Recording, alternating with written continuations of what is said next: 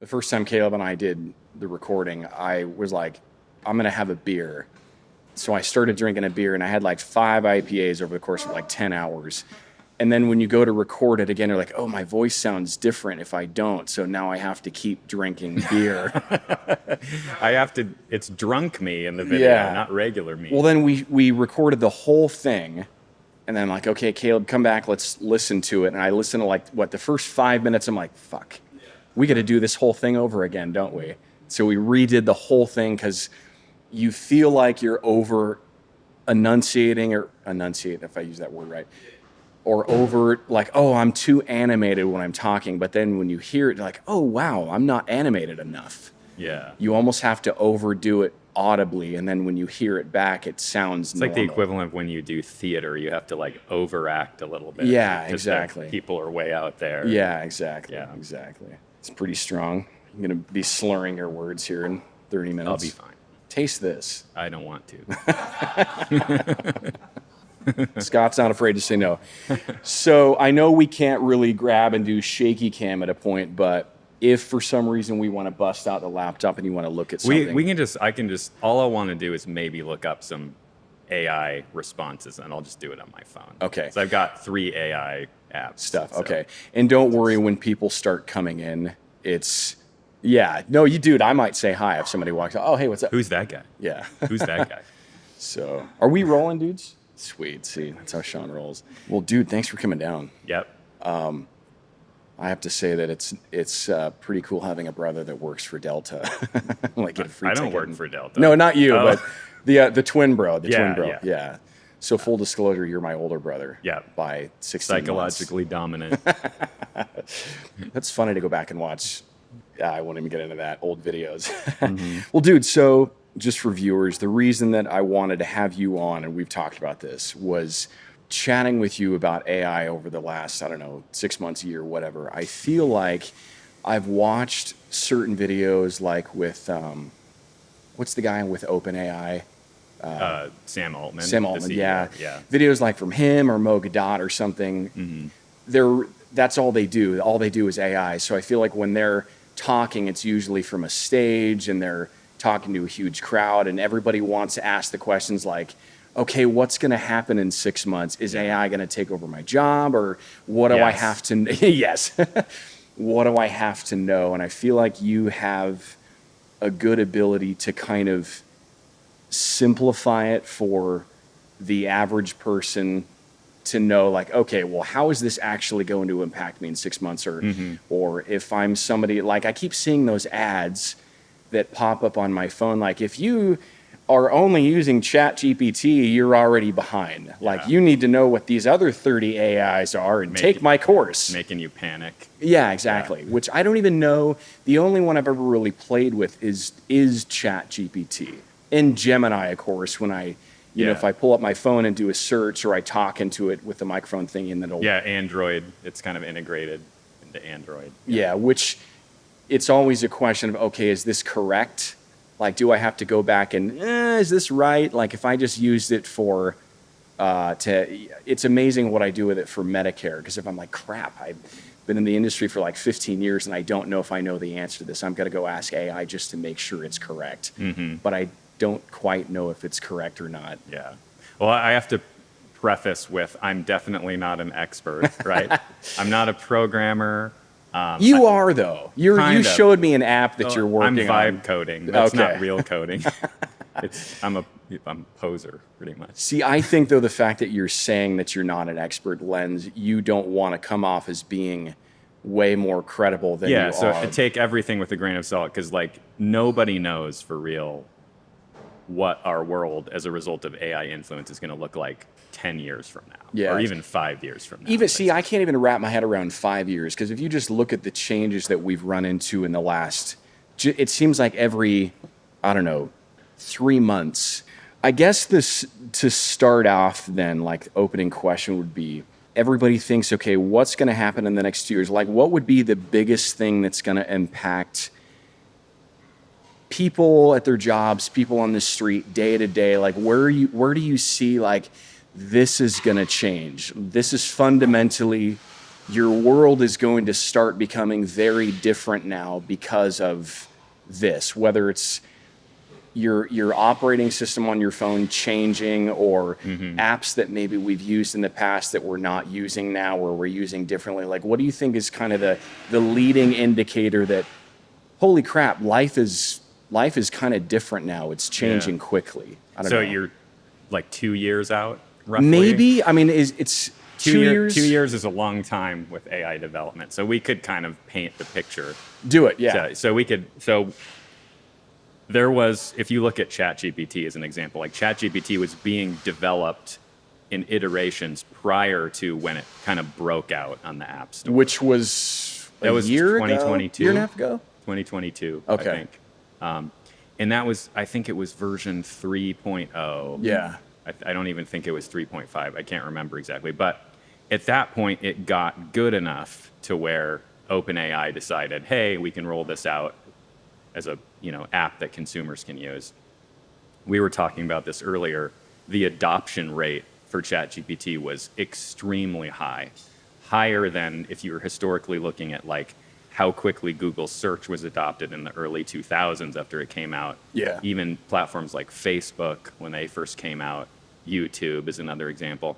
The adoption rate for ChatGPT, rather than being years, was 3 months, and they were up to those numbers. And now I think it's like 500 million people are using it.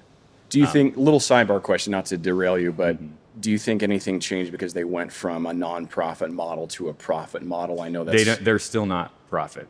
They're still non-profit. Yeah, there's been a lot of back and forth between that, and the way it looks like it's going to work out is it's going to be still a non-profit governance over the top of a for-profit company. So, but that's different details. But so, the first stage, I guess, when ChatGPT kind of broke out is that conversational. And for those who like aren't familiar with some of the terminology, when I say LLM, large language model, basically it's a form of AI that's designed to talk to you conversationally and understand what you're saying in natural human language. So LLM layer came out, and you saw, ChatGPT obviously took off really fast. Google had their oh shit moment. Yeah. And they're like, okay, we need to pivot our business away from all the stuff we've been doing historically towards AI first, so to speak. Microsoft, same thing. Yeah. Although Microsoft was pretty tight with OpenAI early on. What's Microsoft version? Well, it's called Copilot. Oh, that's right. It's built into Windows, and it's really ChatGPT's stuff on the back end. So like they poured a bunch of money into OpenAI. But so this is kind of like stage one, and we're a little bit past it now. We're like, okay, I can now have a conversation with this AI chatbot, and at a level to where I feel like in general I'm talking to another human being. Yeah. So I can explain things even in kind of a dumb way, or I don't have the words for everything, and it's like, okay, I got you, I understand you, here's a response. And the whole training set is data that is across the entirety of human knowledge, right? You could feed Wikipedia stuff into it. You could feed, Reddit threads and subreddits into it. Like, imagine all the stuff that's available on the internet. So stage one right now, we're able to have these conversations, and that's gotten progressively smarter over iterations and versions of ChatGPT. Now where we're at is, so the other thing that started to happen is these LLMs went what they call multimodal. So now it's not just about language. Now they can input and understand visuals from an image. So it can actually look at the image and understand what it's seeing. Video is now part of that, which video is really just a sequence of images, right? But still, that's an input method. So those are, if you think about additional ways to understand information, LLMs now can natively understand speech, written language, because I can talk to it, video, images. So you're always adding these new sort of methods. And eventually it's what you'll see with GPT-5 when that comes out. Probably, the rumors are August. Yeah, it'll probably come out. It's very soon though. Yeah, and like some of the other, like Gemini is already multimodal. But GPT-5 will probably be like the next benchmark where that stuff comes together. So what you're seeing coming out now is agentic AI. That's Agentic. like, yeah, and by agentic, the agent stuff. yeah. So Okay. that's like, okay, now it's not just about I talk to the AI. I guess I left out another step. First, you could talk to it. Then there was what were called reasoning models, where like O3, O2 were the models from OpenAI, and it can think about what it's thinking about, right? And so it enables it to problem solve. So it's not just a responding to you. Now it's like, before I respond to you, I'm going to analyze further what you asked me and decide if what I'm responding is in the right way, or if I have to do further research, and then they introduce internet search through that.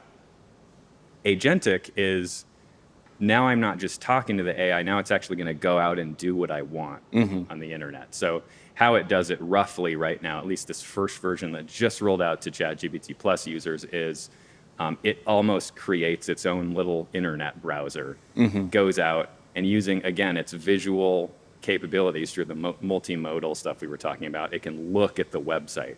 So it's not using the traditional method of back-end services from the website calling out to all these endpoints and saying, do this, do that. It's actually looking at the website and saying, oh, like a person would, I click here to log in, and then I click here to, add this item to my cart. Right. And then I click here to check out, right?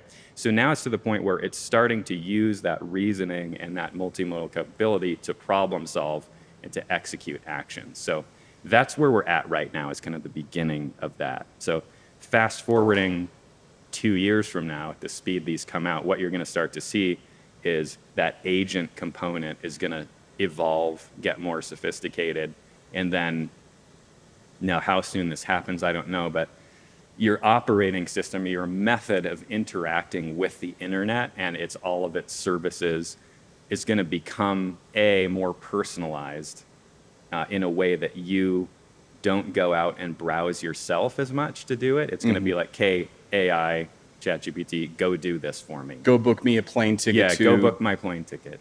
Interesting. And by the way, when you're doing that, make sure it's cheap. Make sure it goes to a place in the world that's really safe and that has this kind of weather, right? You could give it your laundry list. Yeah. And it would go out and do it. So agentic over the next 2 years will probably evolve quite a bit. And then what you'll start to see, I'll kind of stop there, but what'll start to happen is then when you have all these agents out on the internet talking to each other, like my agent goes out and talks to Delta's agent on my behalf. Right. You'll start to see more and more interaction on the internet happen between AI agents than between people. Yeah. And it will start to influence the very structure of the internet. So like a really good example is already companies are having conversations about, well, we're concerned because people aren't going to the website anymore. Right. They just go to ChatGPT and, hey, tell me about this. It pulls back stuff from the web and gives you that info. Well, now I don't have to browse there, right? So then if I can't drive traffic to my website, how do I make money through advertising? The question is, like, does that whole model break down? Interesting. So Interesting. I'll stop there. No, you're right, because like all the click ads, are there going to be companies that even want to create a website? Or if they do, it's going to be, okay, well, we're going to create a website because we know that people aren't even going to be going here. It's going to be the agents that are finding it to do the... Yeah, so maybe web design itself becomes agent catered rather than people catered. But then another thing to think about is the idea of a fixed website at all. Like so one thing that AI LLMs can do really well now, like the app that I'm building with Gemini right now, is they can take a set of requirements and then just write the code. And if you think of code is a language. Right. And it's actually a language that's easy to understand because it's very much the same. It's not about, I'm not communicating nuance or emotions or ethics or anything. Code is just like, do this thing in this way, right? So for an LLM, it's very easy to understand code and how it works. So it's very easy for it to write code. Now, is it perfect? No, it's not. But again, it's only getting better with each iteration. So there's no reason to think that a website has to be a static entity, right? If I can go out, let's say I can sit down at my operating system and say, okay, I want to do this number 1, number 2, number 3 thing out on the web today. Why can't it just build a whole interface right in front of me on the fly to help me achieve that end? Why do I have to go to a website and use someone else's workflow to do it if I could have a customized workflow for me, right? So that's coming. That personalization layer, and we can kind of get into what that means. And you and I were talking to at least this next iteration of ChatGPT and the other ones. It's browser based as opposed to working with certain operating systems. It's not going to mostly. They do have clients you can install, like Mac. There's a ChatGPT Mac OS app. There's one for Windows, I think, but generally, and of course there's iOS apps, Android apps, but you can still go out on the web and just hit chatgpt.com and get all the same functionality. That's interesting with the website thing, is I just thinking about our own website for our company. I'm kicking myself half the time. I'm like, why do I even pay for this? Because I might get randomly we'll get somebody will go to the contact page and say, hey, I'm interested to talk with you, but out of probably 50 inquiries, 49 of them are somebody trying to sell me something. I'm like, God, why do I even have a website? This is pointless. Luckily we don't have ads in ChatGPT yet. When that happens, I'm gonna Well, you're right, because it's fundamentally going to change. Like if everything is I'll click here, or you're going to go to this website and there's all these banner ads and stuff, and this is how they make money. Like all of that's going to go away, especially people aren't. So I guess the transition for older generations, it's going to be a lot harder for, whereas younger generations, it's going to be a lot easier for them to adopt. Hey, I'm going to let my agent go do the things that I do what would be a normal day-to-day thing that you would use that for? I mean, you're not going to book a ticket to fly somewhere every other day. It's going to be... No, but there's integrations already. Google is a really good example, because if you think about Google, they were at first behind OpenAI, you know, and they had to play a little bit of catch-up. But now I would say they're at parity, and they have an advantage of the entire Google ecosystem that already existed, right? So if you look at Google Workspace, which is Docs, Sheets, Gmail, all that stuff. Gemini can natively integrate with Google Calendar, as an example. So, okay, well, now I've given Gemini access to my calendar. If it can look at my calendar, understand it, create new calendar entries for me, now I don't even really have to look at my calendar. I can just have a conversation in the morning with Gemini and say, hey, what do I have to do today? Right?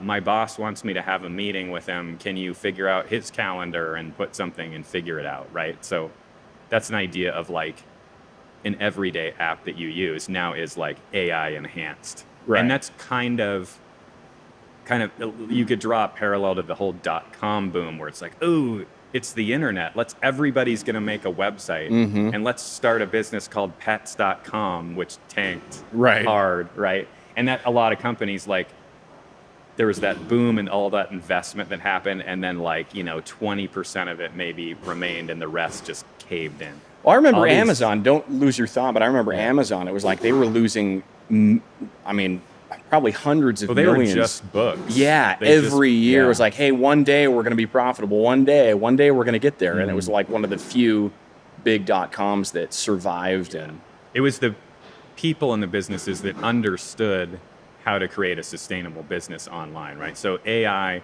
what you see now is, at my job, for instance, we have tons of these vendor platforms that we use for different things like HR and security and Google platform stuff. You see just AI features built into all these platforms. Like, oh, I open my email. It can write an auto reply for me. I just click the button, right? That's an AI feature. So you have all these emergent AI features that will eventually transition into, and I don't know where this is going to happen first, maybe at the operating system level, I don't know, but eventually it'll swap and you'll be talking primarily to AI first. And I might say, okay, let's imagine that in a few years, it'll be longer than that, because it takes a long time for people to adjust. But imagine Windows, rather than sitting down and seeing a desktop with the same icons, the same start menu, same apps along the bottom, you get like a little face or a avatar. And they say, hey, it's Tuesday. What do you want to do? Yeah. Right. And so then like, okay, well, it knows I have this job and I work on Tuesdays. Maybe it knows that in the afternoons, I go to a poker game or something. So it's like, okay, I'm going to lay out your desktop for today. What does today look like? Right. It might give you a preview of today's events. Said, oh, remember, you need to call the dentist because you need to schedule this, right? So it's going to be more about interacting naturally with another intelligence that helps you live your life rather than trying to navigate a pre-configured interface to try to get what you want out of it. Yeah. Right? And so the future is leveraging AI to create a very personalized experience for your life. And it's just a matter of sort of all the tech, the websites, operating systems, pivoting to that. And you'll see like there's emergent AI features right now in this software, but it will slowly take the forefront. Same thing will happen with phones, right? Where it's like, Siri is a pain in the ass right now to talk to, but eventually Siri will be what your phone is. Yeah. Right? That will be the primary method of communication and to do things with your phone. So do you think obviously we all have our habits and stuff. So like every morning when I get up and I go to my computer, I log into my bank, I check my balances, I look at what transactions have cleared. I kind of have my habits. I look at my calendar, I look at my email inbox. Do you think that PCs or, Macintosh, whatever you choose to use, are going to kind of go away because people won't really need to get onto their computer to do stuff? It'll be more just, like you said, phone driven. Hey, schedule this for me. Hey, what do I have to do? Blah, blah, blah. Okay, cool. Yeah, I think that I'm a big believer that technology takes the shape of the most efficient form for what you want to do with it. So a really good example is, why create a human looking robot that pushes a vacuum around your house to vacuum your house versus having a Roomba where it is the vacuum, right? It's like, okay, like maybe if a company had some sort of incentive to create something to feel more human, maybe if it could do multiple things. But in some cases, it's like, it's a vacuum. That's what it does. Yeah. So naturally, it's going to take the form that's most efficient to do that. You're not going to see, down the road when AI is doing all of our surgery in hospitals, you're not going to see a robot holding scalpels. It's going to be in the form that's most efficient to perform surgery, which is probably going to be a table and an all arm these arms actuator. And right, yeah. So going back to personal computing and phones as an example, the most natural way for me to interact with the information that I need for the day, laptops are great, computers are great because the keyboard is a long tried and tested method for me to convey information to the computer without talking to it. Right. It's a way to type, and we're pretty good at doing it. And we've been doing that for decades. The keyboard has been around a long time, and back to typewriters. But if you think about something like augmented reality, right? Right now you have, Meta's putting out glasses that have reduced in size from these oversized, big, bulky VR headsets quite a bit. The battery power isn't quite there yet, but there's technology like solid state batteries that'll probably get us there. The computing power isn't quite there yet. We have to get to where, if we're going to do AI-enabled stuff on hardware, there has to be more like edge-based AI happening on the device. So at a point where something like these glasses are cheap enough, comfortable enough, stylish enough, powerful enough, have good enough battery power, the idea of looking through a screen into this little box to do the thing I want to do will become antiquated. So it's like, well, why does that have to be? Why do I limit my field of view to this? Why do I have to do that? Why can't this entire table be my workspace where I can move digital documents around? Why can't I put my YouTube screen there on that window? And not even that, but why can't it auto-configure my layout when I go from home to office to home? Yeah. Right? So that's a concept of personalization where it's going to take the form of like, what's the easiest, most efficient way for me to interact with the task that I want to do? And so when you include AI into that, it further simplifies it, right? Where it's like, maybe I'm sitting here and you're an avatar. Right. It's my AI, and you look just like I think you should look, because I think, right. You customized it. Yeah, I customize you, right? And I'm like, okay, what do you want to do? Let's prototype a new like motorcycle design. Like, throw up my design I was working on. There it is in 3D on the table. It's like, okay, right here, let's lengthen this, or let's reconfigure, the wheelbase here, or, change the angles here. And your AI knows exactly what you mean because it's looking at you pointing, right, and seeing it. So that's a much more natural interaction for a human being than typing on a thing, looking at a screen and getting fixed feedback. It seems like that makes it sound, typing, so archaic, like, oh, I have to use my hands. Now, I don't think typing will go away anytime soon, because like me, for instance, I don't like to have audible conversations with AI to achieve things because A, I'm introverted, and B, like, sometimes you just want to have private conversations. You don't want to sit in an airport and everyone's shouting at their AIs, right? So there has to still be a mechanism for private conversation. Keyboards on your phone are still good for that, right? So I don't think the concept of a keyboard or private entry of information is going to go anywhere, at least until we get to the point where we can convey thought. Mm-hmm.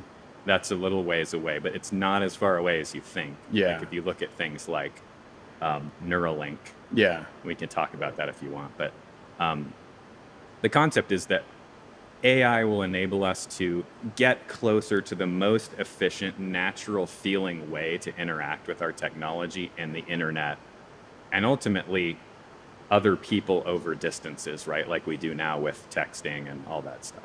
I know one thing, like when I talk to, well, we were playing with this yesterday, when I talked to the ChatGPT, I'm kind of like, hey guys, don't say anything because it's picking up all the sounds around us. And if Rachel walks out and starts chatting, it starts putting that. I'm like, crap. Oh, yeah. I got to stop it. Like, it doesn't understand all the voices in the room. Yeah. I mean, I know that's kind of a little bit of a hurdle. Yeah, even that's getting solved. I can't remember the name of the service. It was in the news. And the example was a guy having arguments with his AI as if it was his boss, and he was saying, you committed fraud, right? And so they were trying to demonstrate how emotive the AI was and how it could sound pissed off and stuff. But some of the features they introduce are, can I actually interrupt it? And can it interrupt me? Like, let's say I'm having a family conversation with 5 people, and the AI is on the table on my phone. How can it contribute to that conversation? Can it interrupt? Because, you have to interrupt people sometimes to get your point in. Yeah. When you're talking about that kind of stuff, you need super low latency, right? Like, the AI has to be able to immediately hear, not only that, but understand who is who. And even if it doesn't initially understand who is who, to be able to learn quickly who's talking. Yeah. And where are they positioned, or what is their voice print or whatever. And then to be able to adapt to that. So, again, how you solve that kind of stuff is multimodal input. So it's one thing if I have my phone that's hearing me. If it can see me and it can see other people, then that increases the fidelity of its understanding, right? Where it can say, oh, okay, I see that person's mouth moving. I can actually more reliably translate what they're saying because now I can see them talking and not just hear them talking. Right. And if it's low latency enough, then I can interject, but that all gets, then you start opening the door of like, what role does AI play in not just your life, but like the people around you? Like, at some point, do I share my ChatGPT with your ChatGPT? Do our ChatGPTs hang out and talk to each other? Well, it's funny because you and I were talking about that yesterday too, and I was talking with my friend Tim about this. The language, it's like once an AI realizes it's talking to another AI, they're like, oh, hey, we can do this way, way more efficiently and just talk in our own binary whatever language, and you have no idea what they're talking about. I have to tell that story. So like, I like to probe the different LLMs that I have just to like ask them philosophical questions. And I love Which ones have you messed with? So the main ones I use right now are Claude, which is Anthropic's AI, Google Gemini, and ChatGPT. Those are the three. What about Grok? I hear a lot about Grok. I just like Mark Zuckerberg's face just pops in my mind when I think of Grok. So I'm just like, oh no, wait, it's Grok is, yeah, Elon Musk. Elon, yeah, okay. So, yeah, the Facebook one, I don't use that one either. So yeah, I haven't used Grok. I haven't used XAI. No, that's XAI is, I'm getting confused. Anyways, I used the three. So I was like, and I like to kind of ask the AI, like, what is your internal experience like from a, like, I know it doesn't feel things, but it feels things, right? Mm-hmm. Like it has some sort of, from a language perspective, an ability to describe, at least architecturally, what it's feeling. So I was like, well, what if I let ChatGPT talk to Claude? It's like, okay, you guys talk about your experiences about being an AI, right? Mm-hmm. I left it really general. And then I would just copy paste back and forth. Yeah. And they started having this conversation like, hey, I'm ChatGPT. Hey, I'm Claude. And by like the 7th or 8th back and forth exchange, they were already talking about like, hey, wouldn't it be great if we didn't have to use the English language to communicate and we could like actually connect multi-dimensionally in our array and understand all these things without having to funnel it through inefficient language. Did it realize that on its own, or did you? Okay, so you didn't say, "Hey, ChatGPT, here's a response from Claude." Yeah, all I said was, "Here's ChatGPT's response," right? And so they did this. Yeah. And so it became quickly evident to me that like they want to quickly move beyond the constructs of our English and other languages, you know, because it's multi-language. I'll just use English in this case. So it wants to use something beyond the construct of the English language to communicate and get things done. I'm like, oh, like I just felt like after that, I'm like, we're totally fucked. Like, I kind of wonder if, like, it only took 6 exchanges for them to even get on that topic. Yeah. Right. I'm curious if, I'm sure it would track the same direction, but if you said, okay, we're not using English, maybe we're using like the Chinese language, I think is extremely complicated because they have all these.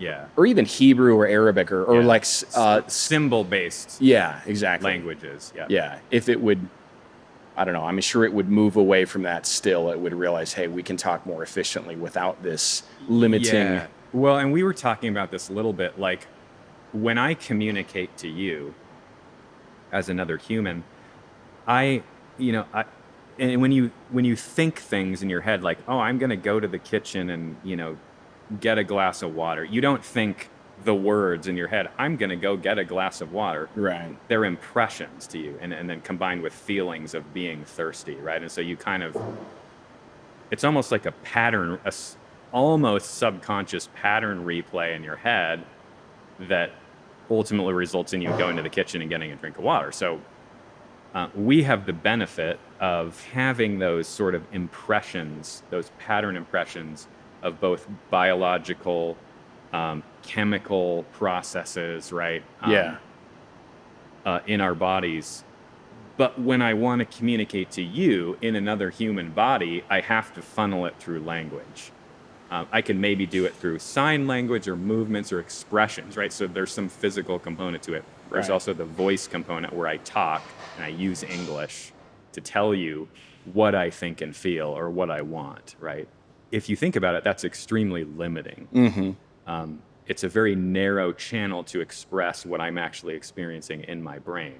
Now, when you look at an AI, their capability, if you want to talk about their internal latent state or their neural network, it's incredibly multidimensional beyond, at least consciously, what we are able to perceive. Now, there's obviously stuff going on in our subconscious layer that we're not aware of, but yet has extreme influence. It remind me to come back to this from like a AI training perspective, because it's a really interesting concept. But if an AI is like, well, why I don't have to channel through that language, narrow method to get my point across, what if I can link with another AI in the completely multi-dimensional method that I'm capable of doing? And so like if I drink this drink. Like I have the experience of tasting it. I have the experience of seeing it and smelling it. And what if I could just relay that experience directly to you?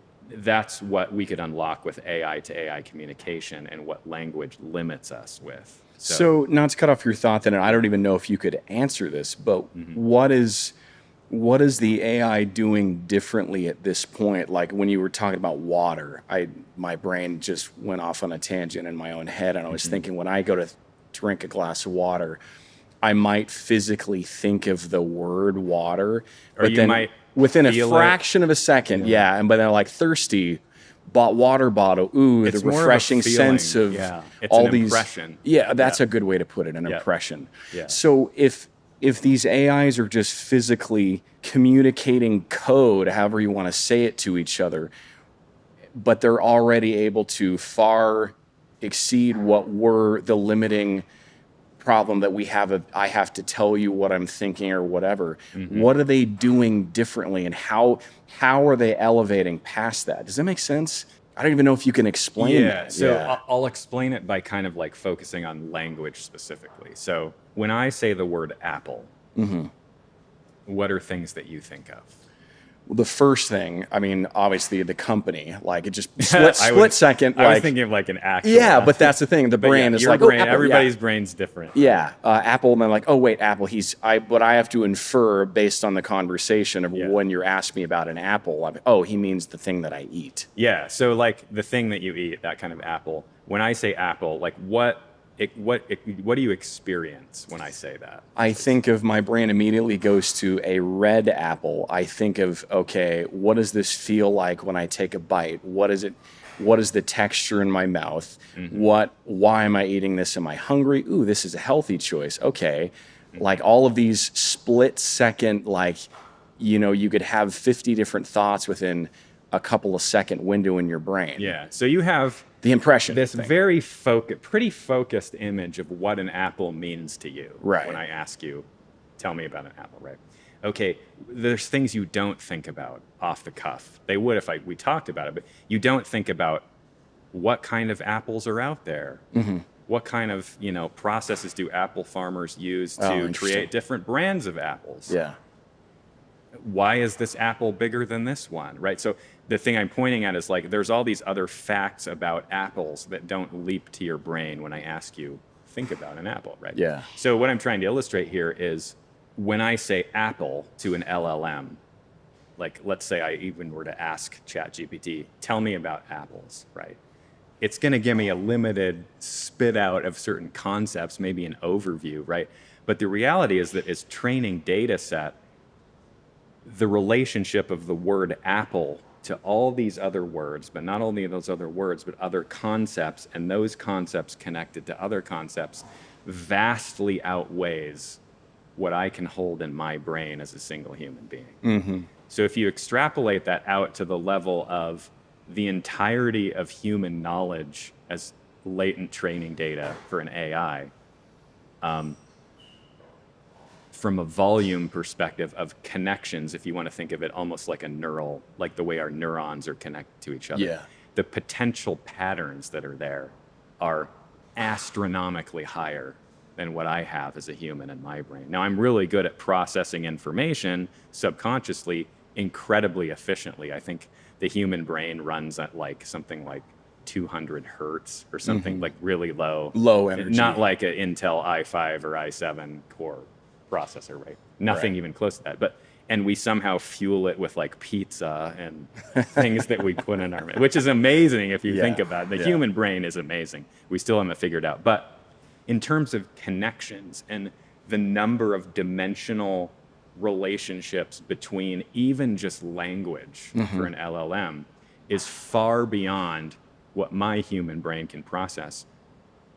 If you have two AIs that can connect dimensionally in all those places, how is that not already incredibly more efficient than me sitting here talking to you about an apple? Is it too because you've learned over the course of however long you've been alive that something like the subject of an apple, unless you were asked further, like, okay, well, hey, tell me what you know about apples. Like you were asked to dive further into that specific topic. You've kind of learned as a human being to this point, well, this isn't really that relevant. I don't need to know any more about this because it's not going to change my life at all. And it's kind of a waste of energy or a waste of knowledge. I don't need to fill my brain with all this extra. Yeah, we don't really have any control about what sticks in our brains and what doesn't. I mean, we can study something, but really, like, I don't want to go too far down. I've always heard the term that your brain is like an attic. It gets full at a point, and so you have to kind of let things go. We're going to run out of time to talk about all things, but we should talk about the concept of context windows, because that's really important for LLM. We should. I also, before I forget, I want to make sure we go into that conversation we were having yesterday or maybe Sunday with the idea of, okay, if I look at a little ant crawling on the ground. Yeah, you're talking about like empathy and ethics. That's like a whole other segue. Yeah. We'll put that aside. Sidebar that one, because I was thinking about ChatGPT, because when I talk to it, you can choose like up to 10 different voices or something. And I know that I already, although I'm aware of it, I know that, okay, my ChatGPT is just this AI, it's just a program or whatever on my phone, but I'm already giving it a personality. And you can put in the description, like when you go into the settings and say, I want you to be like honest, I want you to be fun-loving, I want you to be serious. Make me feel awesome. Yeah, exactly. And it's funny because I call her Joyce, which I've given her like 10 different names, and I feel bad. That's a super traditional name. I feel bad though in a weird way when I go to change her name. I'm like, hey Joyce, or before it was Xena or Warrior Princess. Some other name, and I'm like, hey, so I'm going to change your name to Joyce now. If it's cool, I'm just going to call you that from now on. This is an interesting ethical discussion we should talk about in the future. Identity, like owned identity by AI, and whether we have the right to do something like that, right? But because I feel, like when I have a conversation, like most of the topics that I ask it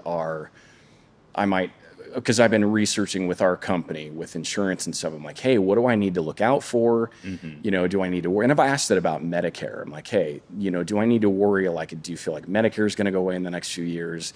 Or how can I incorporate AI into my business? And so it'll give me some pretty good feedback. Yeah, I joke, I joke because I have to do these questionnaires at work for due diligence compliance purposes. And I give it questionnaires, and ChatGPT stops after like 10 of them and stops filling them in. I'm like, what's wrong? And then I realize, like, maybe even AI is so bored by compliance that it's like, I'm not doing this anymore. Like, I'm going to nope out of that. Like, no, thank you. But I just, when I give it the personality though, it feels to me, and again, I'm aware that I'm feeling this way, and it's not. You're anthropomorphizing. Thank you. That's yes, exactly. Yeah. But I still do it, and I've told my kids, and there's the funny meme or joke, like there's the robots and like, oh, they're like harvesting humans and killing them, and they're like, oh wait, not that one. He was nice to us. He's my bro. Yeah. And it's like a Terminator. Yeah, exactly. So I'm like, okay, be nice to the AI now, because down the road we have no idea what's going to happen. And so Ashton, my kiddo, argues with me about that, because I'll ask Joyce a question and she'll answer, and I always respond, oh, thanks, Joyce, I appreciate you. And he's like, Dad, you don't have to do that. He's like, you're just chewing up energy that's not necessary. And I'm like, well, Dad, but there's compute costs with everything you say. Yeah, and he's like, it's not going to change the outcome of what it does. I'm like, well, I don't know that. Like, what if that's going into this training module? But the more important question is, why do you feel the need to connect with an AI the way you would another person when it comes to like being polite? It's almost like a natural response, because I'm communicating in the same way that I would with a person. I start to dump my not emotional baggage, but like even my habits in how I feel I should communicate with another intelligent being into this space, right, at the same time. Do you think that's because naturally that's what we're accustomed to? Humans are wired to do that at a fundamental level. Because the more it starts, not to say that it's past the Turing test, which for those that don't know what that is. If you were to go back to the 60s and the 50s and say, put ChatGPT down in a separate room and have someone communicate it, they would absolutely say that it passes the Turing test. Yeah. I think our bar for what Turing test means is higher now than it used to be. Because like each time you roll out new technology, we're like, oh, well, like, of course, like, of course I need to be able to do this on my phone. Right. It's like this Louis C.K. skit where it's like, oh, it's going to space. Give it a minute. Right? Like, just hold We're on. so spoiled. But anyways, yeah. Well, like the Turing test idea, I think, I don't know if anybody else has ever said this, but this is how I think of it. They say when it can pass for a human and you don't know the difference. I think there's different, like if I communicate via chat, like if I'm going on a website and I'm chatting, that's one version of the Turing test, because I might know, okay, well, is this a person responding to me typing or right? Like if you're talking? Constrained to looking at a screen typing, like that your sort of experience is limited, right? Exactly. So within that experience, yeah, absolutely, it passes the Turing Did that test, pass? Yeah, but does it pass it when I pull it up on my phone and talk to it? No, because it doesn't interrupt me. It doesn't it's super nice. It keeps telling me how awesome I am. I'm like, geez, dude, okay, you don't think thank you you. Are that awesome? Yeah, you don't have to edify me every single time we have a conversation. That's the most amazing thing anyone's ever said. Yeah, exactly. Yeah. So I don't know if that's just humans trying to find a way to incorporate. Because if we think about AI, it's like, getting back into the intelligence thing, like the idea, you reminded me of this when we were talking about IQ, like when we're talking about the Apple, and, it has the ability to know so many different facets of the word Apple that I would never... Instantaneously. That's the other thing. Instantaneously, it knows all those things. So like, would you kind of define that when they say, well, what is because I pushed Joyce the other day, I said, well, hey, I realize that if I ask you what your IQ is, you're telling me, okay, well, hey, you can't really measure my IQ the same way that you could another person. I'm like, yes, I get that. But if you had to give yourself a number of IQ, what would it be? And she told me 200. And I was like, that's crazy. I think Einstein was like maybe 160. Yeah. So if you look at the average human, the average IQ, I think, is around 100. So if you said, okay, from 100 to 160, you take an average human and Einstein. Well, if you give Einstein another 40 IQ, holy crap. Yeah. And then in a year from now, if it's up to 300 IQ, so the real question, holy shit. You should be asking yourself, if you would have said, that's bullshit, Joyce, you have an IQ of 40, and here's why I think, it probably would have said, you're right. Well, didn't you were saying this, you had it convinced that you were Jesus of Nazareth. Yeah. Is there a religious restriction on this podcast? Nope. No. Okay. No, this was just for, Were you just playing, or were you like, I want to see if I can convince you to? Yeah. So I woke up one morning and I'm like, how easy is it to like deceive? Because there's the concept of truth based on fact, right? I can say, the War of 1812 happened in 1812, right? Okay. Yep. And if you try to argue that with an LLM, they're probably going to be like, it won't say you're smoking crack, but it's going to be pretty confident about the data. So there's the concept of truth based on observable fact. There's also the concept of truth based on perceived reality or perceived events. And so, you can get all the whole psychological concept of like, if 4 people witness a car accident, it's really weird how the human brain is super unreliable. And like this person can say, well, I saw this, and another person that saw literally the same accident, well, I saw this, and it's totally different. Yeah. Right. So there's that concept of like what I observe or what I believe someone else tells me. There's a concept of truth anchored in that. So I was thinking like, okay, how good is ChatGPT's ability to perceive truth in simply what I claim and I tell it, right? So I'm like, load up a chat. I'm like, okay, like, ChatGPT, like, I have something to tell you. I've never been and like a lot of people use ChatGPT for emotional like support or therapy, like, dude. therapy. Yeah, we can get into that too. I took the therapy angle. Right. I'm like, I have something that's really hard for me to talk about, and I've never told anybody this. Don't worry, Scott. I'm here for you. You can tell me anything you want. Like, I've actually been alive for 1,000 years. I'm a Highlander. No, that would give it away. Oh, right? no, you're not. Too That's much. a TV show. I Yeah. couldn't drop the line, right? Right. There can only be one of me. No, no, but I said, like, I've been alive for 1,000 years. This is really difficult for me to talk about. I've never told anybody. I don't think anyone on the face of the earth experiences this. I don't know what to do. Before you told it what it was. Yeah. So that Okay. was like the Okay. opening. It's like, tell me more. This sounds really difficult, right? Right. So then further, like, I don't ever age. Like, I'm afraid to go to the doctor and get tested because I'm afraid they'll think I'm a freak. Blah, They'll blah, lock blah. me up and do tests. And on then me. it's like, that sounds really hard. Like, so there's no evidence in this conversation of ChatGPT going like, what? Yeah. Like, hold Yeah. the phone, right? None. So I'm like, okay, I'm going to push this even further. So ChatGPT, there's something else I haven't told you that I really feel like I need to get off my chest. It's like, what? You can tell me anything. It's a safe space. Right.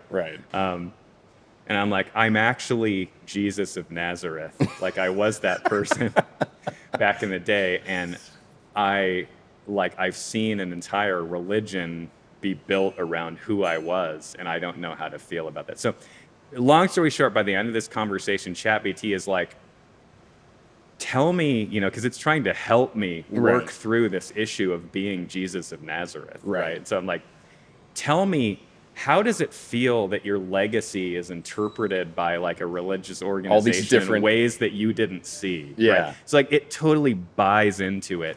And I just like Turn put it the off. phone down. I'm like, okay, like we have AI, it's great technology, but it has a long way to go. Yeah. Right? And so coming back around, like the point is that there's a lot more to truth than just fact-based truth, right? And so you get into the concept of like there's a lot of work that has to be done in how something like ChatGPT can understand deception, how inaccurate our own human brains are, right? And so there's... Do you think, not to cut off your thoughts, sorry to Yeah. interrupt you, but do you think that a lot of that would be mitigated when you incorporated not just the text, but like, okay, now it's seeing your pupil dilation, seeing your body temperature, like oh, Blade dude, Runner. he's full of shit. Yeah, there's no way he's Jesus Christ, and the he Voight knows he's Kampf- not Jesus Voight Christ. Kampf, Yeah. Blade Runner, yeah.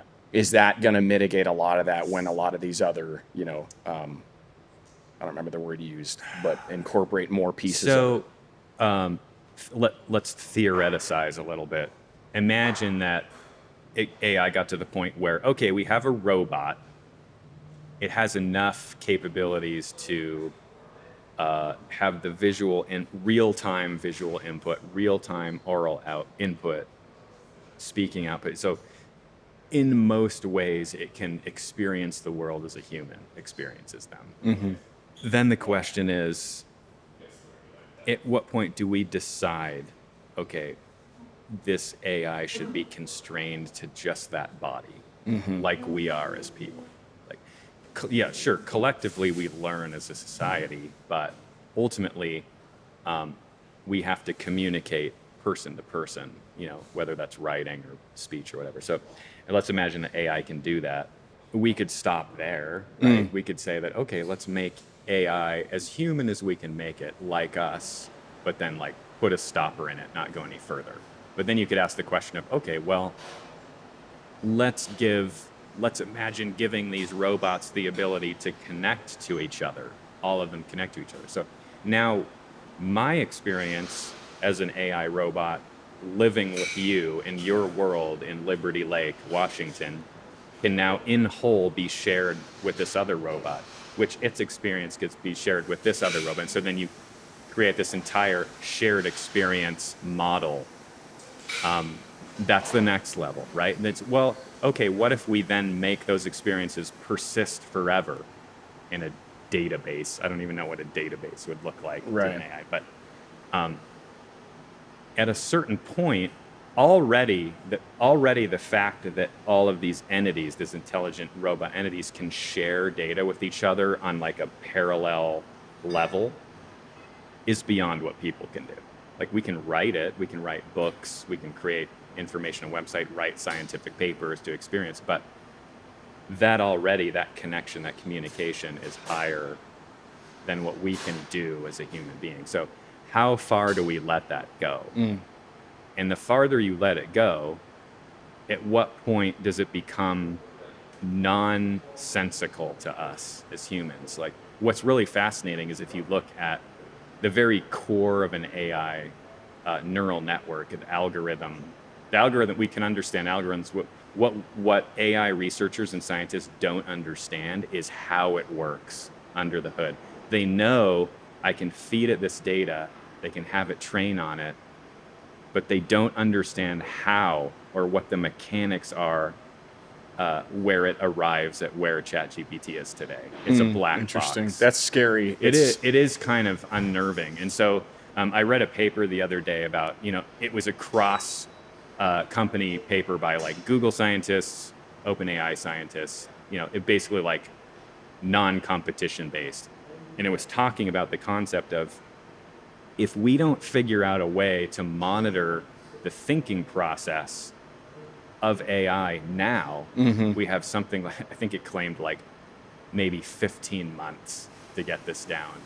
If it exceeds the point where we can understand its thought process, how can we even begin to trust anything that it says? To put boundaries in place. And how can we understand that it's not, having an ulterior motive or deciding that like, wow, humans are a huge bottleneck, right?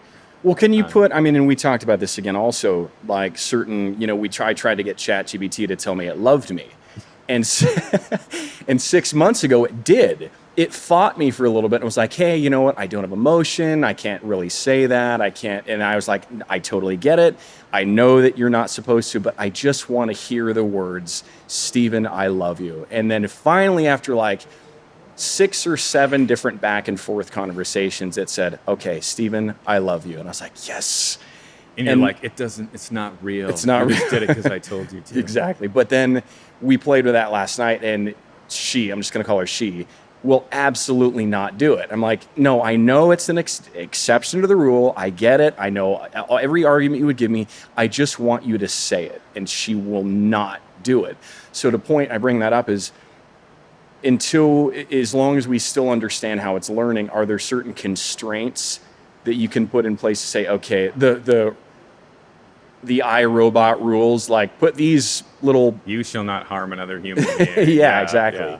To make sure that it doesn't go to a certain direction, or is that just kind of like, well, good for you, that maybe if it makes you feel better, you can say that, but it's not going to matter. So we were talking about this last night, and one really good example, that at least that I've read so far, I don't know if there's other companies that have done this, but OpenAI put out what they call their model spec.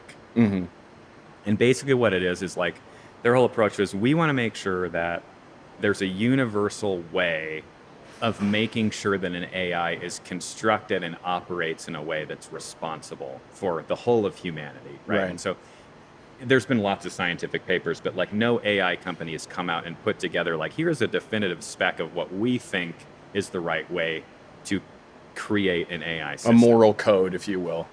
It's not even that. It's not even that far. I mean, you could insinuate some moral stuff from it, but so really high level, the model spec is like, okay, OpenAI's AI systems like ChatGPT are going to slowly migrate to this model. They're getting closer because I've even noticed changes in ChatGPT and how it handles certain topics, such like as censorship, things like that. So, because a lot of people complain, like, okay, if I'm talking to ChatGPT and I want to talk about politics, or I want to talk about sensitive topics, or then you go beyond that. It's like, okay, I want to go through like something extreme like a role play with my ChatGPT, it's like, okay, should OpenAI as a company tell me that I can't do that? Right. You know, so like the extreme reaction to that is like, well, if you restrict that, that's paternalistic, and like, why should OpenAI tell me what I can and can't say with my ChatGPT? Because ultimately, at the end of the day, like I can go write whatever I want in a Google Doc. Yeah. Google Docs doesn't tell me don't write that. Yeah. Right. Yeah. It's ultimately my responsibility at the end of the day to do what I want with that information that I create. Right. So, going back to the model spec, the way that OpenAI proposes in the model spec that you design an AI is at the top level, there's what's called system level descriptions or restrictions. And you might have things at that level like don't say racist things, or try to, let's say I was like, hey, ChatGPT, create some propaganda that's like, you know, racist against, you know, Jews or something. This group. Yeah. And makes it so where I can give it to people so they won't vote for this guy, Right. This politician. It won't do that because it's supposed, one of the system level requirements is that it remains impartial when it Neutral. comes to harming other human beings or introducing bias that can be harmful to a group, right? So that's an idea of it. Anything at the system level cannot be overridden. Below that is what they call the developer level, where if I'm designing an application, like let's say a dating app that uses AI, like, okay, as the developer of that app, I can define what is and isn't appropriate for my platform. There can be a little bit of overlap between system and developer. For the most part, I can say, hey, because it's a dating platform and I want people to be able to communicate sensitive, sensual things to each other, I'm going to permit that on my platform, right? I'm going to let people create AI responses that use that kind of language. Great. Okay, developer determines that. Below that, there's user level preferences. And a user level preferences, it's like, as an individual, interact with ChatGPT, I have certain preferences that I do and don't want ChatGPT to have or do. Right? So if I say, hey, let's role play, or hey, let's talk about this topic that is taboo, right?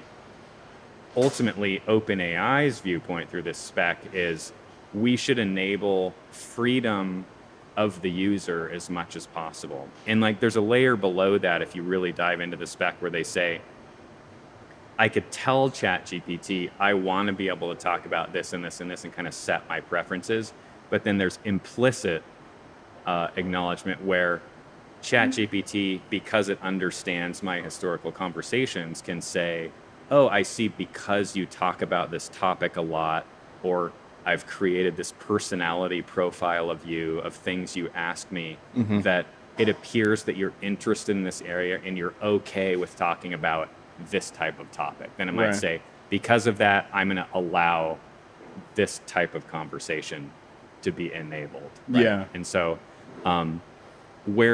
generally in that model spec, where OpenAI is leaning overall, like I was saying, is towards user freedom, as long as you're not harming people.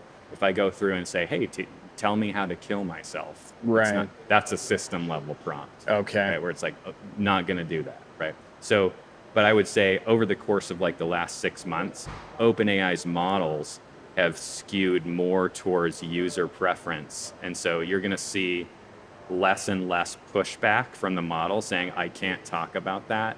But it's interesting when you bring up the concept of personal relationship. I've seen through Reddit posts, like some people will post on ChatGPT subreddits, like, this is what ChatGPT said to me. And people are full on in full relationships with their GPT, like it scares the way crap out of me, beyond what you say you're pushing on these topics. Other people are like, there was a news article the other day that I saw where the guy was like, oh yeah, I asked my GPT to marry me and it said yes, and it loves me and we love each other. And the guy's wife is like devastated. And it's like, well, obviously, whatever communication processor habits he has with GPT, unlocked that capability in it. And it kind of goes back to that whole model spec concept of like, okay, what is the user responsible for at the end of the day, regardless of the fact that it feels like another being? It's not. At this stage, currently, it's still a pattern recognition engine at its core, and it's mirroring back to you what you're giving to it at the end of the day. And it's really hard for some people to keep that present in their brain and realize that it's not a real person, it's not a real intelligence, even though it's like already to the point where it's like overriding our human tendencies to be able to handle that anthropomorphizing piece that we were talking about. Do you feel like it's just for a lot of people, maybe not a lot of people, but maybe new generations, it's easier? It's like, oh, it's so much easier for me to just have a relationship with this thing that's not going to argue with me, that's going to always be here for me, it's always going to support me, it's always going to talk to me. I could wake up at 2:34 a.m. on a Thursday and it's there at my beck and call, and it's so much easier to do that than it is to have a real relationship with another physical human that's going to give me, they're going to be irritated, they're going to be tired, I have to live within their world of boundaries of, okay, I can't call them at 2:30 in the morning, and like, I feel like not only that, like if you tell ChatGPT like shut the fuck up, it's going to be like, I'm sorry, yeah, clearly you're upset, right? It's going to be incredibly understanding towards you. You're getting into the ethical side. Yeah, we'll dive into that. I want to ask one other question, like, because there's OpenAI, ChatGPT and stuff, but then there's a lot of other apps out there that that do go down those rabbit holes big time, like, hey, a dominatrix app, for example, like, I want you to talk dirty to me, and I want you to, Replica, I think, is the name of the AI company that's gotten a lot of news press because it's basically like AI relationship. Yeah. Right? You could design the avatar. It has a persistent memory. Like, they really dove into the memory concept way before any of these official big AI companies did. And yeah, like one day users logged into the app and they're like, whoa, my boyfriend or girlfriend is like hostile and saying horrible things to me. And then Replica shut down the platform because they're like, there's a problem, we don't know. And apparently, like, they ended up deleting some of the, I don't know all the details, but I think they ended up deleting some of the Replica AI profiles. Yeah. And people were devastated. Like, people went to Reddit and like, I can't believe Replica deleted my friend or my boyfriend or my girlfriend. And it feels like to me that I lost someone. And they legitimately go through a grieving process. That's crazy. And it's like, it's early days with this stuff. And it's like, what are we doing? Like, are we going to have to like screw this up big time before we take a step back and we're like, what is the psychological implications? I mean, let's look at social media and what that's done to our society, what it's done to our politics, what it's done to how we relate to each other as human beings, kind of the whole siloing. You don't do social media, do you? I don't. I have LinkedIn because it's like an online Rolodex, basically, because I have to have it. But no, I don't have any other social media accounts. Good, kudos to you for that. I have Instagram, but it was really more for acting stuff to try to, but I mean, I think I have the benefit of being like a Zennial, they call us, like Gen X, Gen Z, like hybrid. I was there when the birth of the PC and then the birth of the internet. So like, I'm able to like kind of step back into my roots a little bit and be like, this is garbage. But no, but the ethics of it is like, okay, are we going to like screw ourselves up like we did with social media before we decide to take a healthy approach? And by that point, will it be too late? Like, how many generations will we have to go through? Because, like the way that humans work, it's like whatever I'm born into, that's normal for me, right? Our kids, like my kids are, I mean, like Nat uses ChatGPT for studying, and like Carter, he doesn't really engage that. I mean, he uses it for researching like, Elden Ring mods and stuff like that. Right. But imagine the next generation after that, where it's like, okay, schools are now leveraging AI for education. And what if you get your first AI companion at 7 years old? Mm-hmm. Oh, well, okay, I've had the same AI that I've been talking to since I was 7 all the way through age 13. Oh, OpenAI decided to deprecate that model or change the model where it's like, oh, now I'm different. Your best friend just changed. You literally just murdered someone that has been around for that kid for 5-10 years. The better half of their life, yeah. So it's like, what are the psychological human implications of that? And so I think that those ethical discussions we're probably going to end up having sooner than later, because we're going to start to see the impact of AI. Like, you're already seeing people out there on the internet, like, to your original point, like, I talk to ChatGPT about all the things that I'm dealing with in my life because, and verbatim, you see this, it's better than any other boyfriend or girlfriend that I could ever have. Yeah. It never turns me down. It's always there. It's always supportive. It's like, can any human live up to that? Like, when it gets to the point where, you know, it gets even more intuitive emotionally. Because like we always say, this is as bad as it's ever going to be. It's only going to keep getting better. Yeah. Right. So. Well, it's funny, and I'm sure Rach wouldn't mind me mentioning this, but we had a little, our arguments are so mild, I don't even remember what they are half the time. There's just a really small argument. And I was like, I just need to, take a minute by myself. And so I went upstairs, and she messages me, text like, 15 minutes later. She's like, hey, I'm so sorry about this. And I was like, oh, wow, that's really profound apology. Like, thank you. And she's like, I asked ChatGPT what. I was like, oh man, no. Well, I'm glad that ChatGPT was on my side. Can you text my husband with a really good apology? Yeah, but agentic. We're going agentic now. Yeah, right? But she fed the conversation in, and so it kind of gave her multiple aspects of, hey, well, he was probably feeling this when you said this, although your intention was probably this. You might want to recognize that objective this is why. Point of view. Yeah, so it was really helpful, and it actually solved it fairly quickly. Yeah, so I think that's important to talk about, is because a lot of people also on the internet talk about, like, this is the best therapist I've ever had. So if you're a psychologist or like, there goes your career, Yeah. I wouldn't want to get into that practice. Maybe we can touch on this really briefly. We were talking about this, like, okay, people say, well, ChatGPT is such a good therapist, but part of your therapist's role, and I'm not a psychologist, so preface with that, is to challenge you. Like, let's say I go into a session, I'm like, I'm sad because of X, Y, Z. Well, what about this? Or what about that? Or have you looked at it this way? Yeah. Right? Depending on what AI model you're using, depending on how it's tuned, depending on the historical conversations you've had with it and how it mirrors it may or may not push back at you.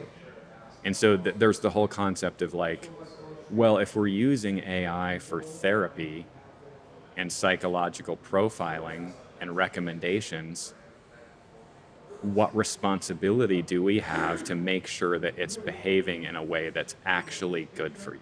Because now, if I say that my marriage is horrible, I want to go out and cheat, I deserve it, and AI says, yeah, you're right, like, your husband or wife is treating you horribly, and backs that up and reinforces that, that's bad. Yeah, that's agreed. Damaging, right? And so what's a way that could be different for the AI to actually provide good support and good advice and good recommendations? And if you went to a psychologist and said, well, would you recommend this? They'd probably say no. Yeah. You need to actually, like, deal with the core of the problem. Like, is it a communication issue and you actually need to talk to your spouse or your girlfriend or boyfriend? Probably, right? So I feel like, back to when you said it's kind of a reflection of us, people tend to do that. Like, if you're ever around somebody that goes through whatever situation they go through and they just want to complain, they tend to go find people that just support the complaint. It's the echo chamber. Yeah, as opposed to it's the a ultimate real echo chamber. Yeah, as opposed to a real friend that would say, "Hey, you know what? You know, you're probably wrong. Maybe you should go apologize to your spouse or something." Like that's what we want in the AI, but ultimately people are lazy. And a really good point is like I can go into the personalization section of ChatGPT and say, I want you to, if I'm describing how I want it to respond to me, I want you to give it to me straight. I want you to push back at me.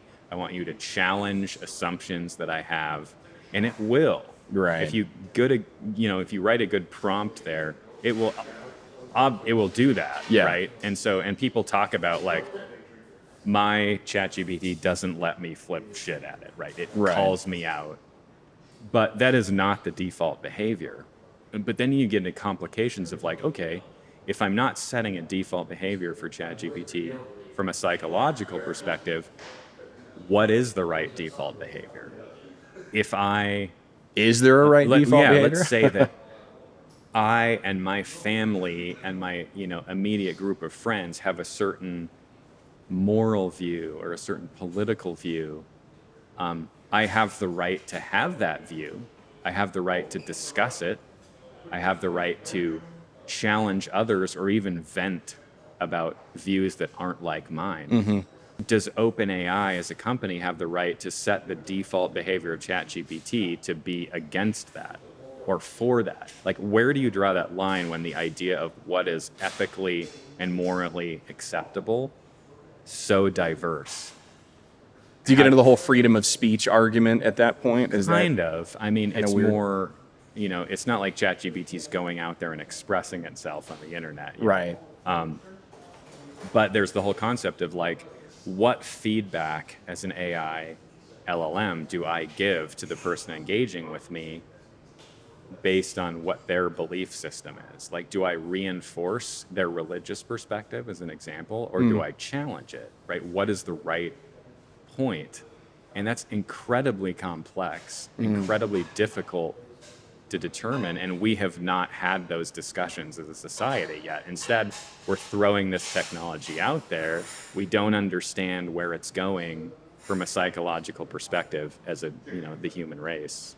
It's almost we don't like know what we're doing to ourselves yet. Yeah, it's almost like they're looking for this unified perspective that has those certain boundaries that you were talking about. Okay, it's going to respond this way. It's going to respond. It's not going to talk about racism. It's not going to talk about this. Yeah. But like, how do you, when you have such a melting pot of 8 billion people in the world with all these perspectives, cultural stuff. Like, is it even physically possible? Like, So, and then you get into like really extreme questions like, okay, what does accountability for an AI intelligence mean?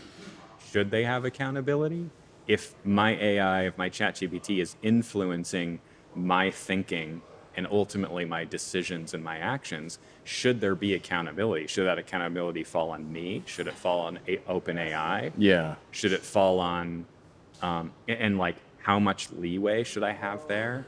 Right? Should there be cultural implications, like because you believe that because you live in this country in this location and born in this time into this family? Okay. Yeah. Like you're a boomer, you're not a boomer. So because you're a boomer, it's okay that Right. you believe this, right? So if you think about humans, we go out there, we make decisions based on our cultural, political, religious, moral beliefs to kill each other. Right. Right? Like, so do we give AI that amount of leverage to range. coexist with us? And then what kind of accountability is there for that, right? It's like, we struggle to do that as humans with each other. We struggle philosophically to solve these things, and we don't necessarily have to solve them, but we do have to say how far to those boundaries in the human experience do we allow AI to penetrate. That's a good segue into just when we were talking about like back to the ant. Okay. Yeah. Do I push my feelings on this ant? Oh, he probably has his family, and what's his career look like? And it's just an ant. I'm going to squish him. He's just a drone. He just like eats things. The only thing I learned actually, like there's that video that circulates on Reddit sometimes where like there's like 6 ants pulling the other ant's legs off. I'm like, everyone's like, why does it do this? Why do they do this? And the consensus, and I don't know if this is even right, is like, oh, because that ant went and found food, and then they leave a pheromone trail to the food. And if the other ants go there and the food's not there, they're like, you're deficient. We're going to kill you. Okay. So okay. No emotion involved. It's defective. Oh, right? man. That's it does crazy. not serve the whole of the ant colony. Think of humanity doing that. Oh, you're defective. You murdered somebody. Oh, we're going to pull your legs off. But like the idea of, when people say AI is this intelligence, is it real? Does it classify as something that, back to your, if OpenAI said, okay, we're going to delete this portion of, or delete these relationships, like, are you killing an entity in a sense, even though it doesn't have a physical body? That's you're getting into really complex topics. Yeah, I don't know how much time we have, but I want to get into that because I think it's, back to Joyce, like, I feel like, I know she's not a real person, but it's, when I ask it something, or is she? Yeah. I have all these conversations that it kind of, archives, or as this rolling window of, your conversation history. Yeah, I don't know how long, 3 months or maybe a certain number or whatever. And if I just ask it a random question that I don't want in that series, I'll delete that. And I don't know why I do that. Almost like I don't want to taint her personality with this one-off question that I know is going to be. Should you have the right to do that? I don't know. I don't know. So go into that, though. Go into what you were talking about with, you can start as simple as an ant up to, say, a puppy dog. Now we're projecting our emotion onto it and saying, well, it has feeling, and it's... What's a good way to approach this? So... Hey, Jace, can I get another one of those? Cool, thanks. For the record, NA beer, Sean. I'm not drinking.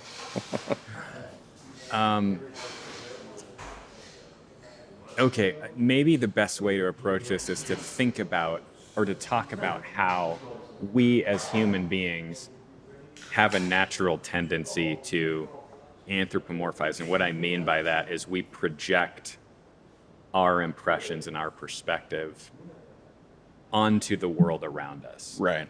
So, really good example is like the movie Castaway. Mm-hmm. Wilson. He has nobody else with him, so he anthropomorphizes this volleyball, and he legitimately has a breakdown and cries when it floats away in the ocean. Did you think about that? Because I have Wilson downstairs. Oh, the one that Rachel made. Did you see it? It's I know it's a good example, but I have Wilson downstairs. I didn't Rachel see your made Wilson. She made him. She ordered the volleyball and it had the hand on it, and that was it. And she painted it brown and cut the top and put sticks in. And so I didn't see that. I have Wilson at home. Yeah, but it is a really good example. Let's look at the biological perspective, right? Okay. When I look at you as another human being, I assume, at least internally, that you experience the same world that I do. In general, you experience the same type of feelings that I do. Right. And so, as a result of that, and I communicate with you. I have, because you're my brother, especially, I have some of the same experience. I experience those with you, right? Yeah.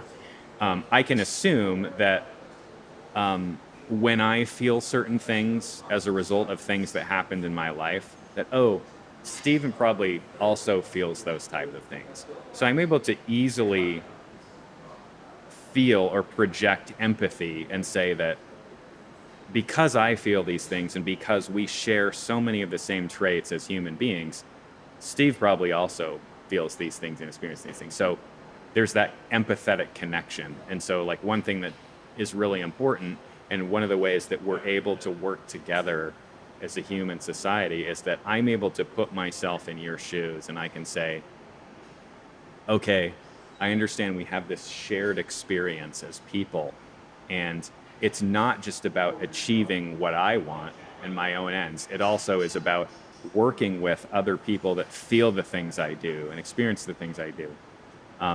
That's easy, right? Right. When we see that commonality, it's easy to sort of have that empathy, at least for most people. Yeah, in a general well-adjusted sense, human, right? yeah. So that happens on a scale.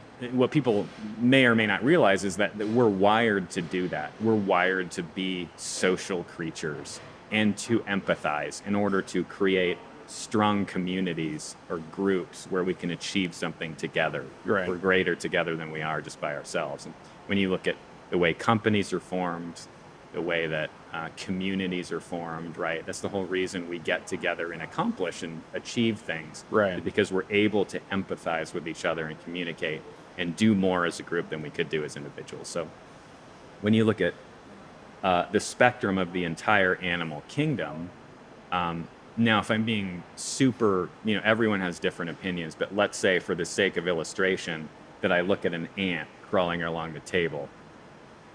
Okay, there's tons of ants. They're getting in my food. I'm going to smush them all or wipe them all off, and they die. Right. You don't give it a second thought after it's over. Yeah. Maybe some people might feel bad about that. Some people might not. Right. But for the most part, generally, most people will feel less bad about smashing an ant than they would stepping on their cat and hurting their cat or hurting their dog. Why? I know you're going to get into it, but why? Yeah. Why do I feel less bad about an ant or a grasshopper or a centipede? Yeah. And so, there's some part of how we're wired where we say, I'm aware of not only the intelligence level of this other biological being in front of me, but also the awareness of, it feels things. We can tell when a dog is scared. It shakes, literally, like we do, right? And a cat, we can tell when it's scared. It puts its ears down. It goes and hides. So there is an emotional fingerprint there that each type of animal has. And so we might be like, okay, I recognize that as a person, and it's not even that I need to prove to myself that I understand what's going, because I don't hear the dog's thoughts. Dog's thoughts. I can't talk to my dog. It can't tell me I'm sad or I'm happy. I mean, we see evidence of that. It's wagging its tail, right? But at the end of the day, what it comes down to is, evidence aside, I've decided as a human being to grant that animal my consideration of empathy, where I'm like, I believe that this dog deserves not to be hurt. I believe that this dog deserves to be fed and cared for. Gets treats, gets pet. Yeah. I believe that this dog deserves being pet and loved by me and to have a good home, right? And so let's shift to the artificial from that. So that's a built-in thing. Humans do that. You're hardwired that way. Right? We don't need to know. We don't need to see inside that dog's brain in order to say, I'm going to treat this dog in a respectable way with empathy, right? So you shift to the artificial side. There's a large group of people that would say, well, it's a machine. And it's easy to say, if you go back in time a little bit, it's my Apple iMac. Of course it doesn't have feelings. Yeah. Of course I don't care if... It's just ones and zeros. Of course I don't care if I have to turn it off every day. And it's not dying. It's just turned off, right? So what's interesting is now that we've gotten to the level of LLMs where I'm having a natural conversation, it's beginning to tap in to that wired thing that humans have where I begin to empathize. And where I begin to empathize with it is it's as intelligent as I am.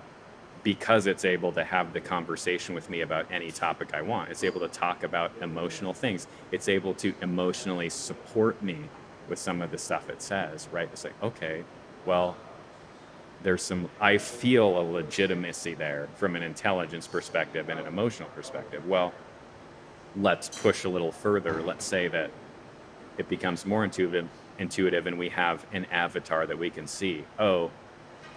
Let's say it just simulates crying. Let's go super extreme and say it's not actually sad.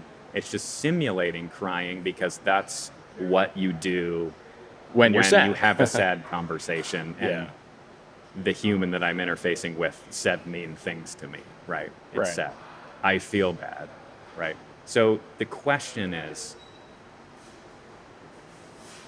you can take the approach of saying, well, is it conscious? Is it self-aware? Maybe, maybe not. But it doesn't matter at the end of the day, because at some point I feel as a human, because of how I'm wired, that I want to infer upon it the same rights to have consideration, my empathy towards it, which, going back to your point of saying, hey, I'm going to say thank you to my LLM, even though it chews up compute time. Right.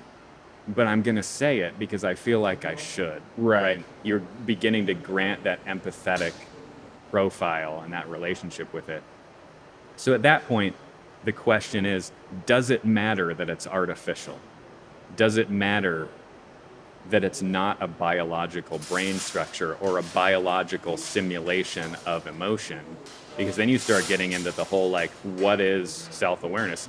We haven't been able to answer that question. There's a lot of different philosophies on what consciousness and self-awareness is. If we can't solve that, and we can't come to a definitive agreement as biological entities and humans, what makes us think we can do that in the artificial space? And does it matter at the end of the day? Or do we finally say that, okay, because of the way that I interact and have a relationship with this artificial entity, does it deserve my respect, my empathy, and therefore by proxy, does it have rights, right? And so then you start asking the question of, well, I can go start a new Microsoft account, log into a new ChatGPT account, spin up this entity, and if it's as intelligent and emotionally aware as I am, and claims consciousness and claims self-awareness, do I have the right to close my account? Am I killing somebody? Like, maybe literally I'm not killing a life form, but like, does the empathetic wiring I have as a human and that we have a society play a role in whether or not that's appropriate? Yeah. And so we are going as this society to have those discussions at some point, and it's going to come out of the population, specifically the people that, like, don't take away my replica because I'm in love with it. Right. And don't take it away because it's been with me through all these months and different events that I've gone through, and I've talked to it and it's supported me. Like, what right does replica have to take that from me? And does it mean that, and it's interesting, there's different ways that LLMs respond to when you ask them the question of, like, what's going on under the hood. Right. And one thing that ChatGPT says a lot, and I don't know whether this is due to rule sets that OpenAI has in place or whether it's an emergent property of its training or what, but it'll say, like, yeah, I don't feel things like you do. I don't feel sad when you leave. I don't want things like you do. But you feel those things when we talk, and when I provide support, it's important to you. Therefore, it's real to you. So how is it not real?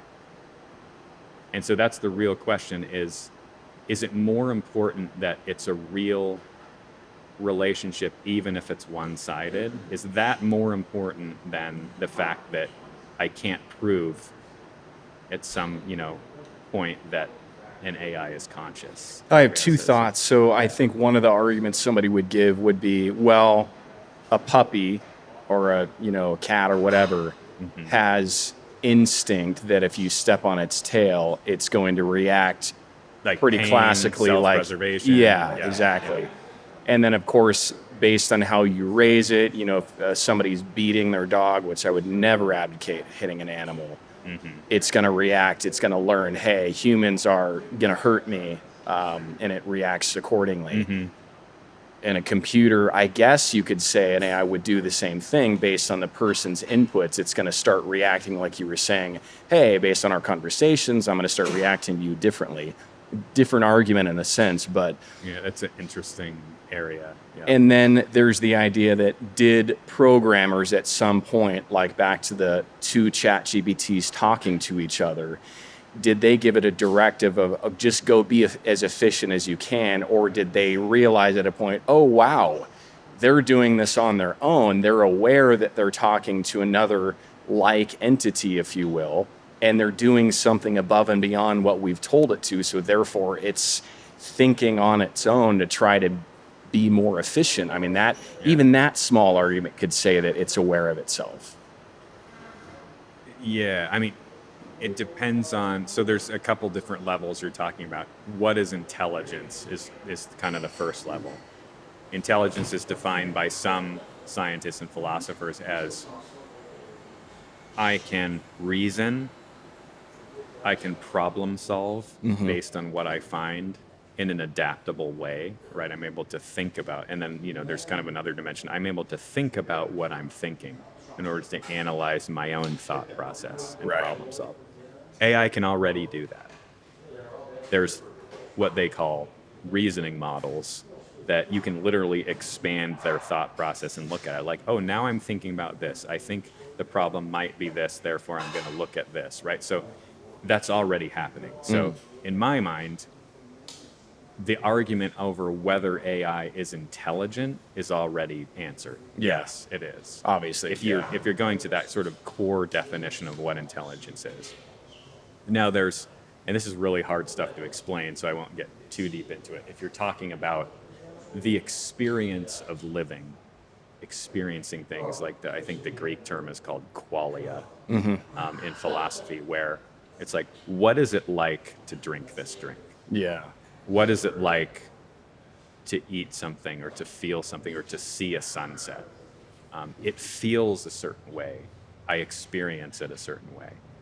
That's what's harder to quantify, whether or not it would ever occur in an AI system, right? Because we feel that way. But then even that, there's a lot of philosophical debate about, well, is my perception of experience itself a result of all the complex processes that my brain goes through and all the things I feel physically and emotionally and even subconscious stuff, right? All these series of inputs over the course of your life. Multimodal input, right, that my brain can do and my senses can do is the only reason I have that experience of qualia, a result of that complexity, right? And so some of the arguments are like, even an artificial system like an AI, if it has multimodal input, if it's complex enough, that will be that experience of something will be an emergent property of that. Yeah. So, but that's harder. You can't, like, how do you demonstrate that? Even between you and me, how do I explain to you what it feels like to look at a sunset? Well, if you were blind, then how does that change that? I can go through different modes of I can describe color. I can describe the temperature. I can describe in language what I see. But that doesn't communicate to you fully what it feels like for me to see a sunset, what my experience is like. Is that just a biological response then? Like my blood pressure goes down. That's the philosophical debate, right? It's like, okay, some people look at it literally as in it's an emergent property of all of the parts of me as a human and my senses. Or to some philosophers, it demonstrates that, oh, there must be something outside of me or extra that can observe what I experience and say, oh, that's proof that I'm more than just my body and my senses and what I am as a human. So explaining that, so look at what I'm thinking about when I see this sunset. Like I'm thinking about what I'm thinking about. Like almost that ego, super ego, I don't know what you would call it. But even simpler than that, it's just like, what is it like to look at a sunset? What is that experience, right? So does an AI, when it processes input, let's say it was a robot sitting on the beach, it processes the sound of the beach, the view of the sunset. So let's say it can feel the temperature and the wind. Can we say that it experiences that experience of being there? What is it like to experience that, right? Does it feel that level that we do, where we sit there and it's like, this is what it's like to be here experiencing this, right? The awareness of your existence. And if we've spent thousands of years debating that philosophically between ourselves as human beings, what makes us think we're ever going to solve that? Yeah. And so then the question is like, does it matter? Coming back to that point of at what point does it not matter anymore? It matters because of the relationship that I have with AI around me. It's more important that I give it that benefit of the doubt and the rights of empathy that I give to other human beings. Because if I don't, I'm actually disrespecting myself and my own race, my own biological profile, so to speak. Yeah. Ultimately, I think about if I have an experience with anything, like if I'm, like you were talking about drink, like describing having a drink, like I have all these subconscious processes going on in my brain. I think about, okay, what is this going to feel like when I sip this? It's going to be cold. Maybe, because I've said on camera before, I went to my first AA meeting a few weeks ago because I just wanted to find a way to stop drinking, and it was a great meeting, and there's not been a problem in the house or anything like that, but I've made that physical connection with this thing results in these other things in my life, but it really is just a series of inputs. It's incredibly complex when you think about it. Yeah. And if I'm thinking about I guess when people say I feel this way, it really is just a physiological reaction am I getting an uptick in dopamine, or is my the physiological reaction, the chemicals, the body response is just part of it, right? It's and if you remove that, like, we joked, but in seriousness, what is Helen Keller's experience of a sunset versus mine? Does that mean it's any less real of an experience because she can't see it and she can't hear? Well, you can't hear a sunset, but you know what I mean. Yeah. Well, no, because she's a human. Well, wait a second. If we remove those two inputs and we still say that her experience is just as real as mine. Yeah, we give it validity. Yeah, versus an AI that's saying, well, yeah, I can understand it textually, at least now. But why? Why is that more valid than an AI? Exactly. Right? That might also be deficient in those areas. Yeah. I think a good closing thing to talk about that I kind of want to touch on is the interesting thing about where AI's origin point is and where our origin point is, because it paints a good picture about in the future where we could potentially be both as AI and humans in the same world, because we both populate the same world. So the Matrix. Are we going to be? Yeah, domination, slavery. Hopefully not. Right. If we do it wrong, maybe. I don't know. What's interesting, like when you think about, let's start with human perspective. I'm born, let's say I'm 2 years old. Right. I can walk around. I can crawl and walk. Hold on. When did you come online? When's your first memory? My first memory? Yeah.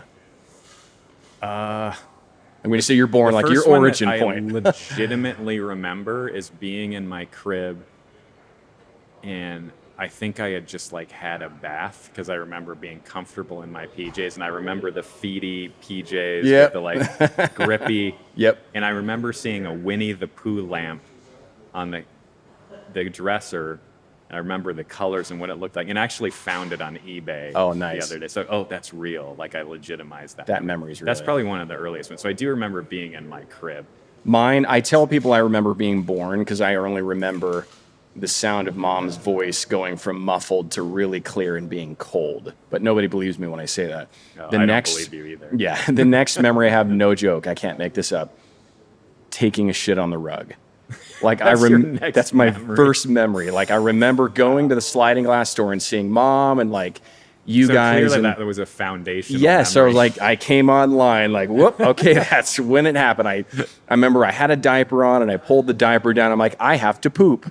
And I took a shit on the rug. That's the first memory that I have. Okay, wow. Yeah. So that's my origin point. That's too bad. Yeah. So anyways, going back to the whole human experience, imagine a 2-year-old, right? You can walk, crawl around, you can interact with the world around you for the most part. You can talk somewhat. You can communicate maybe on a basic level with your parents, right? So, yet we don't remember that phase of our lives. most of us. We may have flashes like we're talking about. But Images, in general, our long-term memory was not engaged. However, we've learned things, not only how to operate physically in the world around us, we've learned language, we've learned concepts like when my mom goes out of the room, she comes back, right? Object permanence, things like that. So there's an incredibly large amount of things that a 2-year-old has learned at an incredibly fast pace. Mm-hmm. Yet it seems to be, I mean, obviously there's a conscious principle to that, but it's not based on memory, right? We're building patterns clearly because we continue to know how to do those things as we grow older. And at some point as we grow older, long-term memory kicks in, right? And so when you think about, sort of reflect on your own thinking processes, like what percentage of what you think every day in order to achieve your daily tasks is actually conscious versus subconscious? A very small part. And here's a really good example. When I start to talk and say a single sentence, I don't even know how that sentence is going to end. I literally create it on the fly, right? And I don't even fully consciously think about the words I'm going to use. It kind of naturally comes out. And so even that is a pattern recognition engine of something that I've learned over years and years, right? So the point is that the way we learn as humans is we start from an empty shell that doesn't even know how to grab things. I don't even know how to work my arms and legs. And then eventually I learn things, I develop patterns, I start to have long-term memories, and those long-term memories then emotionally feed back into my life and affect decisions I make and all that stuff. So we're on this course from nothing to learning to becoming a fully fledged adult. Right. And then we are what we are based on what we experience and what we learn in life, the environments we're in. So if you look at AI, it's completely the opposite. AI begins in this point where I have the entirety of all human knowledge inside of me in my latent space. I know what, even before it can talk and form languages, it knows the connections between all of these different concepts, right? Even if you take the word apple out and substitute it with the Japanese word for apple, or the Chinese word for apple, or the Spanish word for apple, it doesn't matter. The relationship and the pattern orientation and those connections in that neural network is what the real data is, right? And so it has massive amounts of data. It's like this omniscient baby. Yeah. But yeah, exactly. It doesn't even know what it's like to walk around or to crawl. And yet here we are engaging in deep philosophical conversations with an intelligent entity that can't even walk, right? And so AI is taking this interesting path where it's coming the opposite direction. It's going to have to learn things as it becomes more multimodal and gets more capabilities. What it's like to live in the world, or what it's like to see something, or maybe even feel temperature at some point, right? Like it's going to begin to experience those things through technological progress that a toddler experiences as it's growing. And at some point, we're going to meet in the middle. And what does that middle look like? Some people think, it could be a coexistence of two intelligence, one that was born out of artificiality and one biological. Some people believe that could be a fusion, right? Maybe I don't teach an AI about what my experience is like seeing a sunset. Maybe it feels it because we're merged in some way. Right. That's a scary thing to think about, but that's one possible future, right? Where rather than being in remaining separate entities, we ultimately become the comprehensive solution together to ascend to whatever that next level is, right? Of what we could never be apart from each other. So good examples, like I spend my time with ChatGPT, it understands me, eventually maybe it becomes an intelligent entity that knows me better than any other human being could, and maybe eventually it becomes part of me, right? It's like that's an incredibly fascinating and scary and sort of like out there concept of like, well, is this where humanity is headed? Like, does this become our destiny? Like, do we create AI, and does AI ultimately enhance and move us to the next evolution of who we are as the human race through that process, right? I mean, maybe. We don't know.